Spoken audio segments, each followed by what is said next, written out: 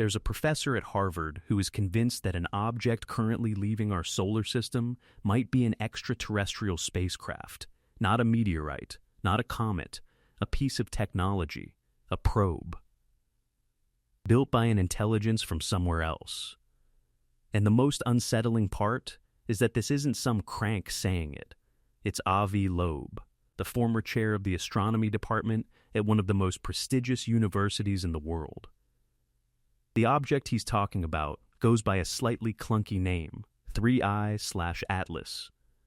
And since its discovery in the summer of 2025, it has triggered one of the biggest scientific battles in years. On one side, NASA and the vast majority of astronomers who say it's a comet, a ball of ice from another star. Full stop. On the other side, Loeb and a few others who keep compiling a longer and longer list of anomalies and who keep asking, over and over, the same disturbing question. What if it isn't? So today, we're going to look at the facts, calmly, one by one. We're going to see what makes this object so strange, we're going to weigh the arguments on both sides, and we're going to see why. Whatever the answer turns out to be, 3IATLAS has already changed something fundamental in the way we see the universe. And I'll warn you, by the end, the real question won't be the one you think. But let's start at the beginning. You may remember an object that caused quite a stir back in 2017, a certain Oumuamua, the very first interstellar visitor ever observed, an object that came from another star, crossed our solar system, and left again. And even back then, this same Avi Loeb suggested it might be an alien sail. The problem with Oumuamua is that we spotted it far too late.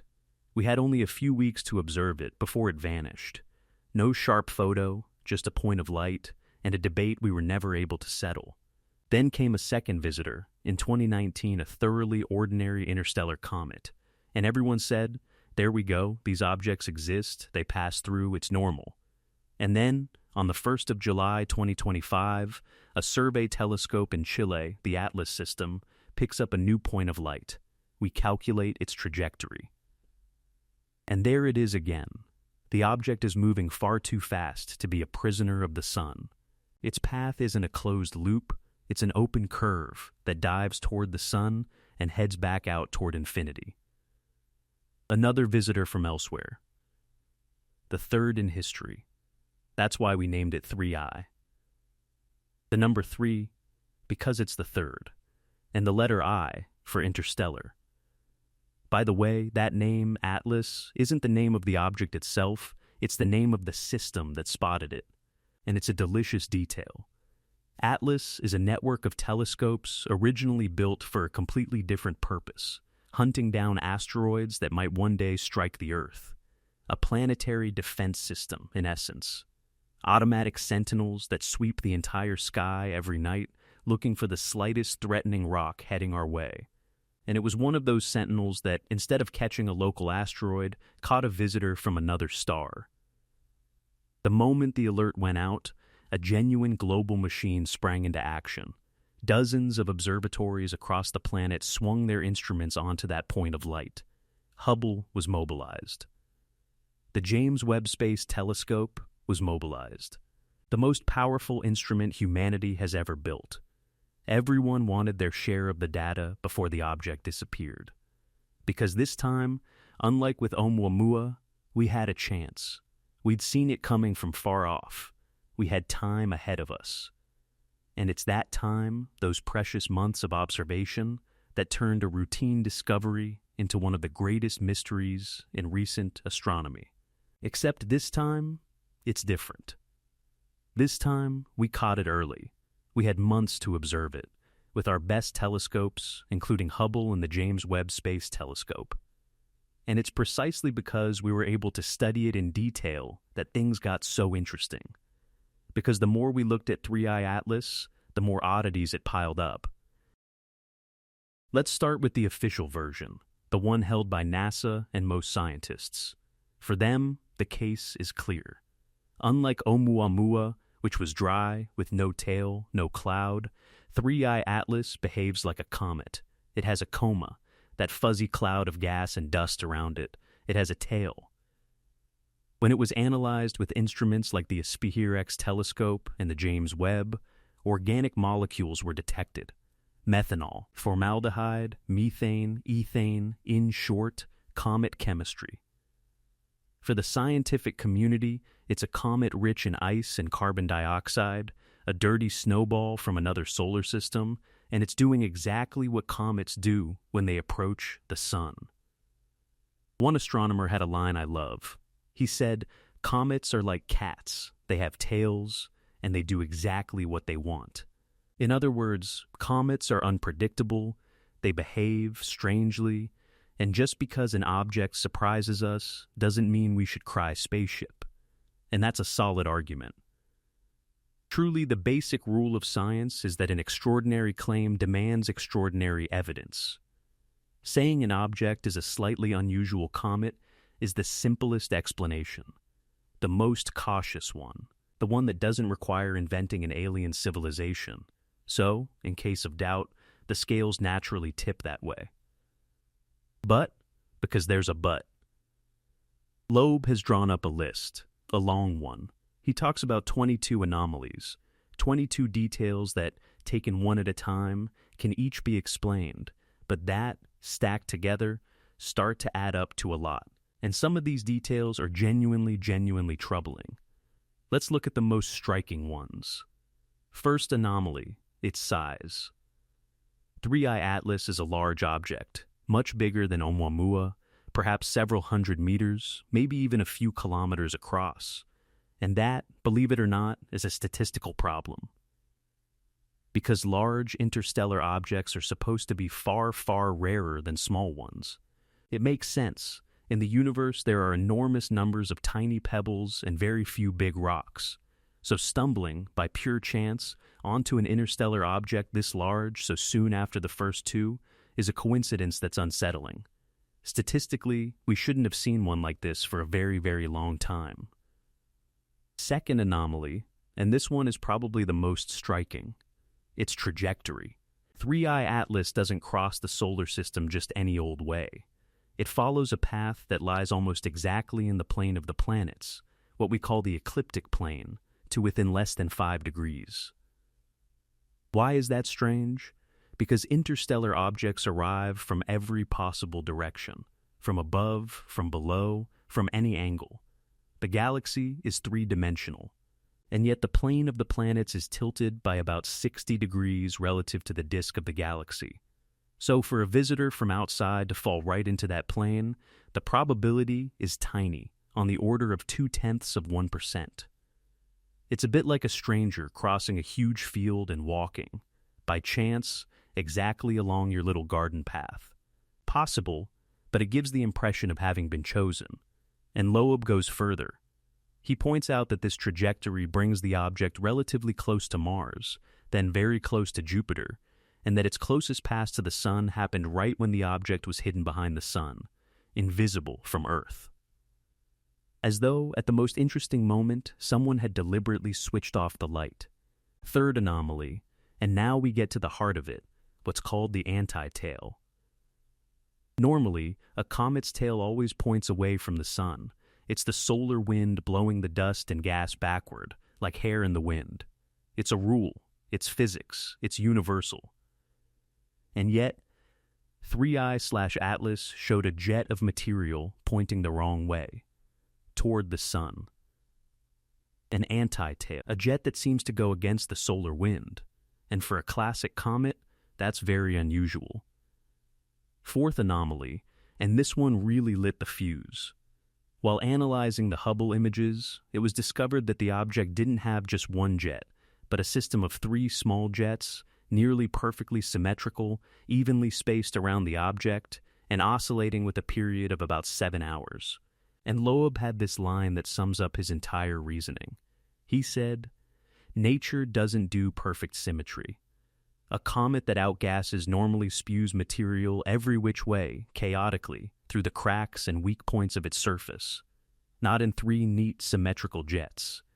Symmetry that clean, to him, suggests something manufactured more than a natural rock." Fifth anomaly, the methane. Methane was detected around the object, but in a delayed way after its pass near the sun. And that's odd, because methane is what's called a hypervolatile gas. It evaporates at very low temperature. Logically, it should have escaped much earlier, as soon as the object began to warm up.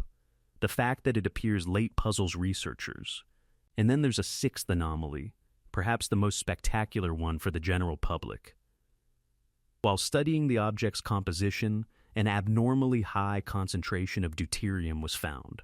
Deuterium is a particular form of hydrogen, and it's one of the best possible fuels for nuclear fusion.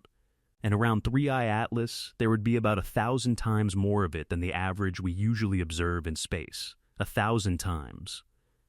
Loeb, of course, can't help pointing out that if you wanted to refuel a fusion-powered ship somewhere in the galaxy, deuterium is exactly what you'd go looking for. So, stacked together, these anomalies paint a troubling picture, and that's why Loeb placed 3IATLAS at level 4 on a scale he invented, a scale that runs from 0 to 10. 0 is a perfectly ordinary comet. 10 is alien technology that poses a major threat to humanity. 4 means abnormal. Abnormal enough to keep watching very closely, but not proof. Now, let's be honest, and even-handed, because it matters. The vast majority of astronomers are not at all convinced, and their counter-arguments are serious. They say, first, that each of these anomalies probably has a natural explanation. The anti-tail exists on other comets, it's an effect of perspective and of large dust particles behaving differently.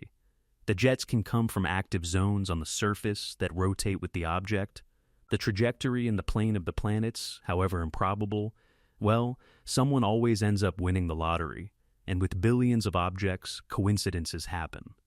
They also point out that this object has a coma, a tail, and comet chemistry, which Oumuamua did not. In short, for them, 3IATLAS ticks nearly every box of a comet, and the few weird boxes aren't enough to invoke an alien civilization. One skeptical astronomer summed it up well, saying in essence that seeing patterns in the noise is the trap even the best minds fall into. And he's right to warn us. The history of science is full of people who thought they saw canals on Mars or artificial signals where there were only poorly understood natural phenomena. The most famous example, in fact, is Percival Lowell. In the early 20th century, this astronomer was absolutely convinced he had observed artificial canals on the surface of Mars, structures built, he said, by a dying Martian civilization to channel water from the poles. He believed it his whole life, he wrote entire books about it. And he was wrong. Those canals didn't exist, it was an optical illusion, a betrayal by his own eye. But here's the magnificent paradox of the story. It was that very obsession that drove him to build a formidable observatory, and it was precisely from that observatory that, years later, Pluto was discovered. In other words, sometimes, even when a visionary is wrong, his madness pushes science forward. And that's exactly what the whole debate around Loeb is about. His critics say he sees spaceships everywhere and risks discrediting serious science. His supporters reply that he's one of the few who dares to look through the telescope and say out loud what he sees, without worrying what people will think. But at bottom, the truth is that science needs both. It needs the cautious ones, who demand solid evidence and keep us from believing nonsense. And it needs the bold ones, who ask the forbidden questions and who, every now and then, turn out to be right against everyone else. Without the cautious, we fall for anything. Without the bold, we never discover anything at all. So we find ourselves in a frustrating situation. On one side, a cautious and probably correct explanation, the comet. On the other, a list of real and troubling anomalies, but no definitive proof. And the worst part is that once again, we won't be able to settle it. Because as I speak to you, 3I/Atlas is already on its way out. It made its closest pass to Jupiter in March 2026, and now it's racing toward the exit, toward interstellar space, at about 60 kilometers per second, twice as fast as our fastest rockets. It's pulling away, it's fading, it's becoming an ever paler dot. And we had no probe ready to go after it.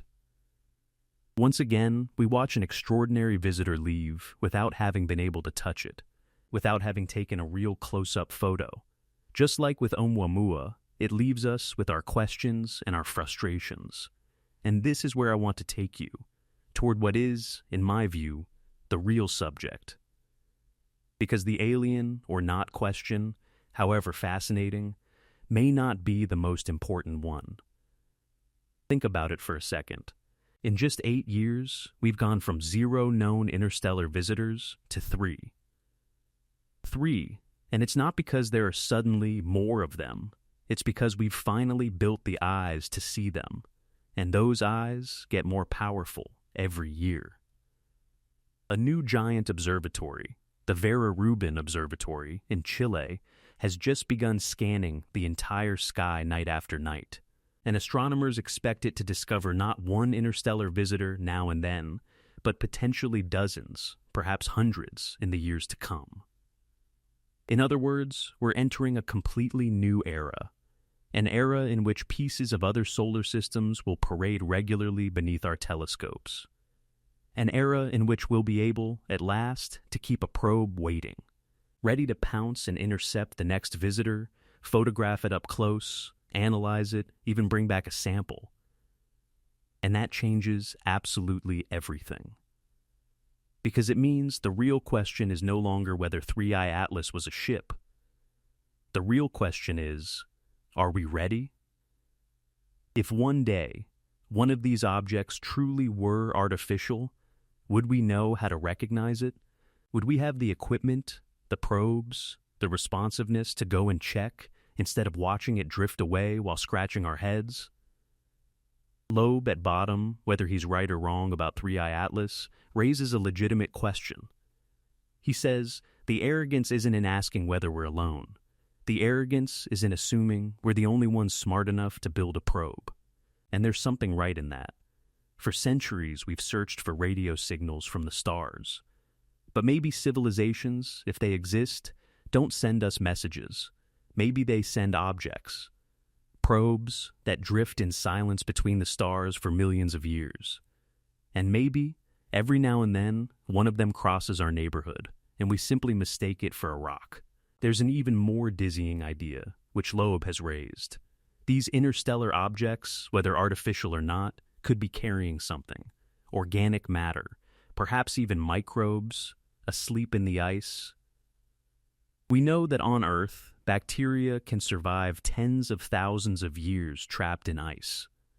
So imagine for a moment that one of these interstellar icebergs, grazing a young planet, deposits on it the first seeds of life. It's an old hypothesis with a name, panspermia, the idea that life wasn't born in place, but was sown, carried from one world to another by these cosmic wanderers. And if that were true, then an object like 3IATLAS wouldn't just be a visitor. It would be a messenger, a sower. And maybe, who knows, life on Earth itself arrived this way, billions of years ago, on the back of a rock from somewhere else, which would mean that we are, every single one of us, extraterrestrials who don't know it. And Loeb pushed the idea even further, into territory that's downright dizzying. What if advanced civilizations didn't even need to build fast ships to travel between the stars? What if, instead of spending absolutely insane amounts of energy to race through the void, they simply hitchhiked? The idea is as simple as it is unsettling. You spot one of these interstellar objects passing through naturally, you land on it, and you let it carry you, for free, from one solar system to another, over thousands, even millions of years. A kind of cosmic raft, a lifeboat across the galaxy, and if that idea holds any water, then it has a dizzying consequence. The day we finally land a probe on one of these visitors, we might find a strange surprise. Equipment that isn't ours. Gear left behind by other hitchhikers, travelers who set out long before us, who used the same rock as a means of transport. And that's precisely why many scientists, even among the most skeptical, agree on one thing: we absolutely have to become capable, in the future, of going out to intercept these objects. The problem with 3IATLAS as with Oumuamua is that by the time we realize they're here, they're already almost gone, and they move so fast that no existing probe can catch them.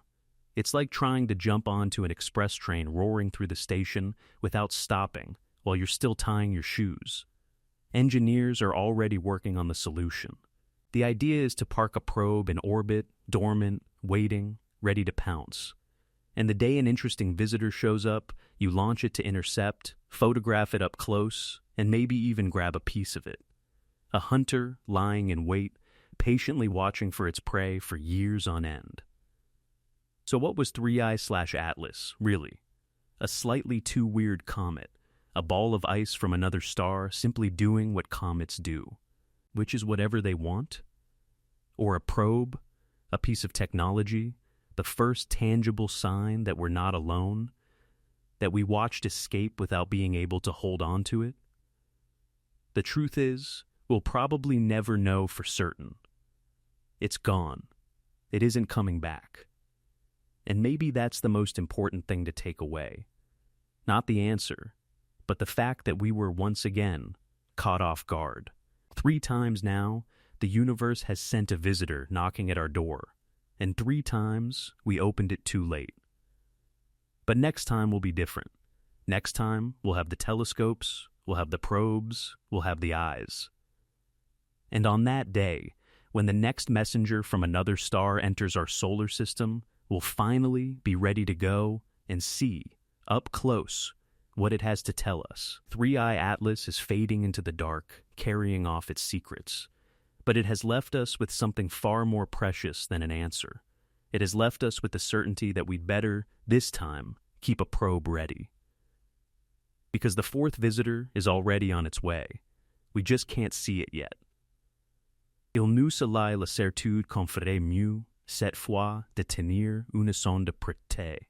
Parce que le 4e visiteur, lui, est déjà en route. On ne le voit simplement pas encore.